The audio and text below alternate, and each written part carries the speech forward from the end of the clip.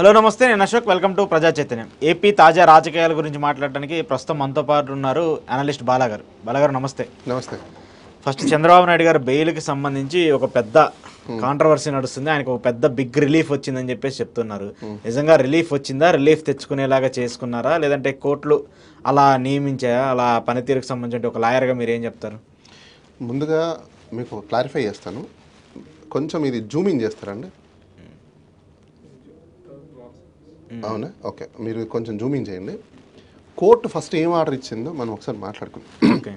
తర్వాత రకరకాల మీడియా వాళ్ళు కావచ్చు, జర్నలిస్టులు కావచ్చు, లేకపోతే విశ్లేషకులు కావచ్చు, అనాలిసిస్టులు కావచ్చు, డిఫరెంట్ ఆఫ్ ఒపీనియన్స్, వాళ్ళు డిఫరెంట్ ఆఫ్ ఎక్స్ప్రెషన్స్ చేయడంలో తప్పేం లేదు. ఎందుకంటే రాజ్యాంగం వాళ్ళకి కల్పించిన హక్కు, ఆర్టికల్ 19(1). సో దట్ వాళ్ళు నచ్చినట్టు వాళ్ళు చెప్తుంటారు. కానీ వాస్తవాలకు భిన్నంగా మాట్లాడేదానికంటే వాస్తవాలకు దగ్గరగా మాట్లాడటము, విశ్లేషించడం అనేది మనకు మంచి పరిణామం. ఇప్పుడు మీరు ఒక మాట అన్నారు ఇంట్రడక్షన్లో, మేనేజ్ చేసుకున్నారా లేకపోతే ఇంకోటా. అసలు కోర్టు ఏం చెప్పాం? కోర్టు ఏం చెప్పిందంటే 15th heard learned senior counsel for the parties, అంటే ఇద్దరికి సంబంధించిన, అంటే ఒకటి రాష్ట్ర ప్రభుత్వం వేసిన అప్లికేషన్ కాబట్టి రెస్పాండెంట్గా ఎవరున్నారు? Chandrababu Naidu.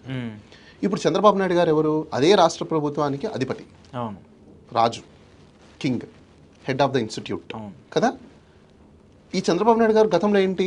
He's alleged person or accused in some XYZ అనే కేసులో ఈయనకు బెయిల్ వచ్చిన దాంట్లో బెయిల్ క్యాన్సిల్ చేయమని చెప్పేసి అని ఇదే రాష్ట్ర ప్రభుత్వము సుప్రీంకోర్టుకి వెళ్ళింది. కరెక్ట్. ఇప్పుడు ఈ రాష్ట్ర ప్రభుత్వం ఏమంటోంది అంటే, the learned senior counsel mister Rohit గి for the petitioner state submit that, అంటే ఈయన రాష్ట్ర ప్రభుత్వానికి తరపున వాదించే న్యాయవాది గారు, that the charge sheet was filed in the court but the same has been returned on some technical grounds. Okay. కొన్ని టెక్నికల్ గ్రౌండ్స్ వల్ల ఛార్జ్ షీట్ని రిటర్న్ చేయడం జరిగింది. మేము ఛార్జ్ షీట్ అయితే ఫైల్ చేసాము. అంటే దాని అర్థం ఏంటి? ఇన్వెస్టిగేషన్ మొత్తం అయిపోయింది, కంప్లీట్గా మేము ఫైనల్ రిపోర్ట్ ఫైల్ చేసేసాము అని చెప్పడం వీళ్ళు చెప్తున్నారు. కాబట్టి తర్వాత నెక్స్ట్ ఏంటి? Impugned order having been passed in the month of November 2023 and more than 1 year having lapsed in between, అంటే సంవత్సరం రోజులు దాటిపోయింది. We are not inclined to interfere with the same, hence the special leave petition is dismissed. So court ఇప్పుడు ఈ సందర్భంలో 1 year దాటిపోయింది కాబట్టి intervene అవ్వాల్సిన అవసరం లేదు. అది కాక పైన అడ్వకేట్ ఏం చెప్తున్నారంటే, మేము ఛార్జ్ షీట్ ఫైల్ చేసేసామన్నప్పుడు ఇప్పుడు బెయిల్ క్యాన్సిలేషన్ చేసినా చేయకపోయినా రెండు యూజ్లెస్, అవసరం లేదు. కాబట్టి ఈ అప్లికేషన్ కొనసాగించాల్సినంత నెసెసిటీ కూడా లేదని కోర్టు భావించిందని చెప్పేసి అంటారు. ఎందుకు అంటే, ఇన్వెస్టిగేషన్ కంప్లీట్ అయిపోయింది అనుకోండి, ఇంకా వాళ్ళు బెయిల్ ఇచ్చినా ఇవ్వకపోయినా ఎండ్ ఆఫ్ ద డే కోర్టుకి అటెండ్ అవ్వాలి. సమన్ ఎందుకు అరెస్ట్ చేస్తారు? రేపు వీళ్ళు ట్రయల్ చేసేటప్పుడు కోర్టుకి హాజరు అవ్వాలి కాబట్టి హాజరు అవ్వరేమో అని చెప్పేసి అని అప్రహెన్షన్తో అరెస్ట్ అనేది జరుగుతుంది. వన్స్ ఒకసారి కోర్టులకు వెళ్ళిపోయిన తర్వాత, సీసీ నెంబర్ అయిపోయిన తర్వాత, సమన్స్ పంపించిన తర్వాత తప్పనిసరిగా కోర్టుకు రావాల్సిందే. రాలేదనుకోండి మళ్ళీ అరెస్ట్ చేస్తారు కోర్టులో ప్రొడ్యూస్ చేయడానికి. అయితే pending applications including applications seeking intervention or implead applications dismissed అని, అంటే ఇంప్లీడ్ అప్లికేషన్ ఎవరంటే, నాకు తెలిసి ఒక జర్నలిస్ట్ గారు వేశారు, నేను పిల్లేశాను కాబట్టి ఇది మిస్యూజ్ ఆఫ్ పవర్ అని చెప్పేసి చెప్పడం జరిగింది. అయితే కోర్టు ఏం భావించి ఉంటుంది అంటే, ఈ అప్లికేషన్లో అంత స్కోప్ లేదు, ఇది బెయిల్ ఉంచాలన్నా బెయిల్ తీసేయాలా అని దాంట్లోనే. కాబట్టి ఇప్పుడు ఆయనకు పవర్ ఉందా, ఇన్ఫ్లుయెన్స్ చేస్తున్నాడా, చేయట్లేదా, ఇవన్నీ దేనికి సంబంధించినవి? ఇన్వెస్టిగేషన్కి సంబంధించినవి. సో కాబట్టి ఇక్కడంత అవసరం లేదు, ఇన్వెస్టిగేషన్ దాంట్లో మీరు చూసుకోండి అని చెప్పకనే చెప్పేసింది కోర్టు. లాస్ట్ పాయింట్ ఇంకోటి కూడా చెప్పింది. అసలు చాలామంది ఏమంటున్నారంటే, చంద్రబాబు నాయుడు గారి ఊరట వచ్చేసింది, చంద్రబాబు నాయుడు గారి క్లీన్ షీట్ వచ్చేసింది, చంద్రబాబు నాయుడు గారికి సుప్రీంకోర్టే రూట్ క్లియర్ చేసింది అని రకరకాలు చెప్తున్నారు కదా. సార్ మీరందరూ తెలుసుకోండి, ఇది ఒక పెద్ద చంపపెట్టు.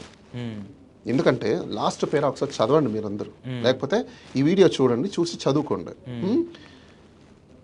It goes without saying that in case of any breach of conditions. Okay. అంటే కోర్టు ఏం చెప్తుంది? It goes without saying that in case of any breach of the conditions or in case the respondent does not cooperate with the investigation or trial. Okay. The state, అంటే రాష్ట్ర ప్రభుత్వానికి, shall be at liberty to file appropriate proceedings may permissible. Okay. అంటే దాని అర్థం ఏంటి? ఈయన bail ఆర్డర్లో conditions ఏవైతే ఇచ్చున్నారో ఆ కండిషన్స్ని ఫాలో అవ్వకపోయినా, కోఆపరేట్ చేయకపోయినా, కండిషన్స్ వైలేట్ చేసినా, ఏ సందర్భంలో అయినా రాష్ట్ర ప్రభుత్వము ఖచ్చితంగా అప్లికేషన్ వేసుకోవచ్చు, అప్రాప్రియేట్ ప్రొసీడింగ్స్ తీసుకోవచ్చు. ఇంకోటి ఏంటి, ఈయన ఒకవేళ ట్రయల్కి కోఆపరేట్ చేయకపోయినా స్టేట్ గవర్నమెంట్కి లిబర్టీ ఇస్తున్నాం అంటే ఈ అప్లికేషన్లో కొట్టేశారు కదా ఇంకా వేయడానికి లేదు అని చాలామంది భావనలు ఉంటారు. No, court is granted liberty. ఎందుకు?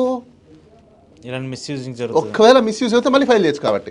సో దీని అర్థం ఏంటి, ఇన్ కేస్ ఎవరైనా మిస్యూజ్ జరిగింది అని చెప్పి ఒకవేళ తెలిసినా వాళ్ళ దృష్టికి వచ్చినా ఈవెన్ ప్రజలు కూడా ఇంటర్వ్యూన్ అవ్వచ్చు. ఎందుకంటే ఇది రాష్ట్రానికి సంబంధించిన అంశం, ఒక వ్యక్తికి సంబంధించిన అంశం కాదు. చాలామంది మాట్లాడుతున్నారు పాప మా జర్నలిస్టుల గారి మీద కోర్టులు చివాట్లు పెట్టింది, తిట్లు పెట్టాయని రకరకాలుగా మాట్లాడడం చేయడం జరుగుతుంది. అసలు ఈయనకేం పని, ఎందుకు ఇంటర్వ్యూన్? వైస్ వర్సా క్వశ్చన్ ఒకటి వేద్దాం.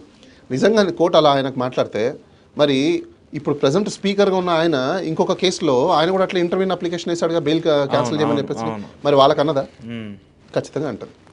Same principles is applies to anyone. అంటే మీకు ఒకలాగా వీళ్ళకి ఒకలాగా అంటే డెఫినెట్లీ ఆర్టికల్ 14 వైలేషన్ జరిగినట్టు. కాబట్టి కోర్టు ఎప్పుడు అలాంటి పనులు చేయదు. సో కాబట్టి తప్పుడు విషయాల్ని ప్రజల్లోకి తీసుకెళ్లేసి ఏదో ఆ టైంకి మీకు వ్యూస్ వస్తాయి, ఆ టైం వరకు ఏదో ఉంటుంది. But wrong interpretation or wrong information or misinformation, disinformation to the society, it's harm to the society. Okay, ఇప్పుడు ఈ కేసుని ఎవరు విచారించాలి? సిఐడియే కదా? Yes, CID. మరి సిఐడి ప్రాపర్గా విచారిస్తుందా? నేను అదే అంటున్నా, విచారించే అవకాశాలు కోర్టు అదే కదా అంటుంది. కోర్టు ఏమంటుంది మీకు అదే మళ్ళీ ఇంకోసారి అర్థమైంది. అంటే ఎందుకంటున్నానంటే నేను సిఐడి ఎందుకు విచారిస్తున్నా ప్రాపర్గా అంటే సిఐడి నేను చెప్తాను, it goes without saying that. అంటే అర్థం ఏంటి, ఏది అంటే వితౌట్ సేయింగ్ దట్, అది చెప్పకుండానే చెప్పినట్టుగా ఒకవేళ జరగకపోతే అంటే దాని అర్థం ఏంటి, కోర్టుకు కూడా ఎక్కడో చోట ఏదో ఒక కోణంలో ఏదో జరుగుతుంది అనేది క్లియర్ కట్గా కోర్టుకు అర్థమైంది. కానీ ఈ అప్లికేషన్కి అంత స్కోప్ లేదు. ఓకే, ఇప్పుడు ఎవరైతే జర్నలిస్ట్ వేసినటువంటి కావచ్చు లేదంటే ఈవెన్ బెయిల్ క్యాన్సిల్ చేయమని వేసిన అప్లికేషన్కి కూడా ఎందుకు వేశారు, బెయిల్ ఉంచాలా క్యాన్సిల్ చేయాలా, ఈ రెండే. సో ఏదర్ క్యాన్సిల్ చేస్తున్నామా డిస్మిస్ చేస్తున్నామా అనేది ఉంటుంది తప్ప మిగతా కేసు గురించి అంతా మాట్లాడరు. ఈ అప్లికేషన్ అంత స్కోప్ లేదు. సో కాబట్టి ఇన్ కేసు అలాంటిది ఏమైనా జరిగితే మాత్రం కోర్టుకు అప్రోచ్ అవ్వండి అని చెప్పేసి సుప్రీంకోర్టు చెప్పింది. అయితే ఇప్పుడు నిజంగా సిఐడి వాళ్ళు ఫేవర్ చేయకుండా ఉంటారా? నో వే, ఖచ్చితంగా ఫేవర్ చేస్తారు. ఎందుకు? అపాయింట్ చేసేది ఎవరు? గవర్నమెంట్. రాష్ట్ర ప్రభుత్వంలో ఉన్న ఆల్రెడీ ఆ కేసుని 90% అయిపోగొట్టిన ఐఓని ఎందుకు తీసేశారు? ఇది ఇండైరెక్ట్లీ ఇన్ఫ్లుయెన్స్ చేసినట్టే, ట్యాంపర్ చేసినట్టే, ఇన్ఫ్లుయెన్స్ చేసినట్టే, ఇంటర్వెన్షన్ అయినట్టే ఇండైరెక్ట్లీ. ఎందుకు? లేదంటే ఆ కేసుని మీరు సిబిఐకి హ్యాండ్ ఓవర్ చేసి ఉండాలి. అది చేయలా. సిఐడి డిపార్ట్మెంట్ మీదే, సిట్ మీదే, లేకపోతే అందులో ఉన్న ఆఫీసర్లు మీ వాళ్ళే. పోనీ ఆ ఆఫీసర్లో ఎవరైతే ఉన్నారో కేసుని కంప్లీట్ చేసి ఛార్జ్షీట్ ఫైల్ చేయించారా, అది చేయలా.